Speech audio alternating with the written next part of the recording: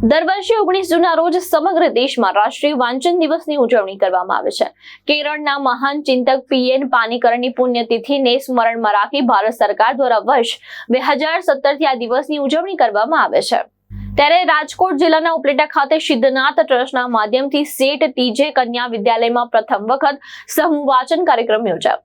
આ પ્રસંગે શિક્ષણ સમિતિના પ્રતિનિધિ ચિંતનભાઈ કારાવડિયા, પત્રકાર નીલમબેન રાઠોડ તેમજ કીર્તિભાઈ ટીલાવડ સહિત અગ્રણીઓ ઉપસ્થિત રહ્યા।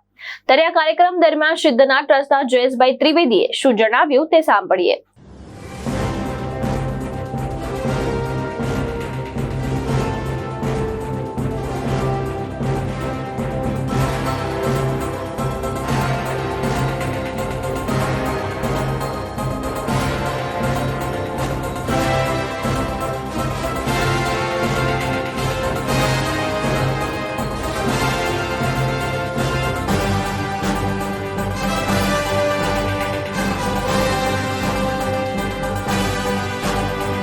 મારું નામ બાળા પ્રિયંકાબા છે। હું શ્રી સેઠ ટીજે કન્યા વિદ્યાલયમાં અભ્યાસ કરું છું।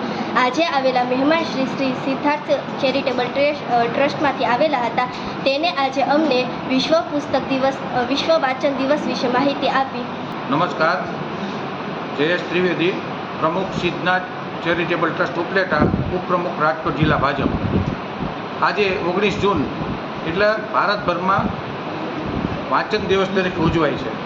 આ વાંચન દિવસમાં ઉપસ્થિત ઉપલેટા નગરપાલિકા શિક્ષણ સમિતિના ચેરમેન આદરણીય શ્રી ચિંતનભાઈ કારાવડિયા, યુવા પત્રકાર શ્રી નીલમબેન રાઠોડ, ભોલાભાઈ રાઠોડ તેમજ આ સ્કૂલના સુપરવાઇઝર શ્રી તબિયા સાહેબ અને જેને સાચા અર્થમાં ચાણક્ય કહી શકાય તેવા આદરણીય શ્રી ટીલાવડ સાહેબ।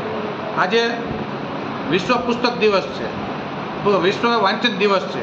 આ વાંચન દિવસ કેરળના એક પણીકરની પુણ્યતિથિમાં ઉજવાય છે।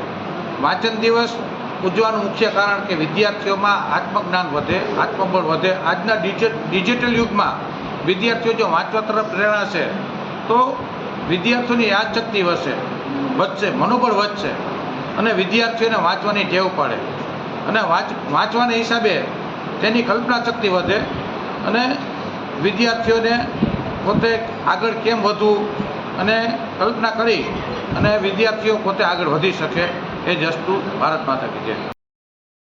નીલમ ભોલુ રાઠોડ, દ્રષ્ટિકોણ ન્યૂઝ, ઉપલેટા, રાજકોટ।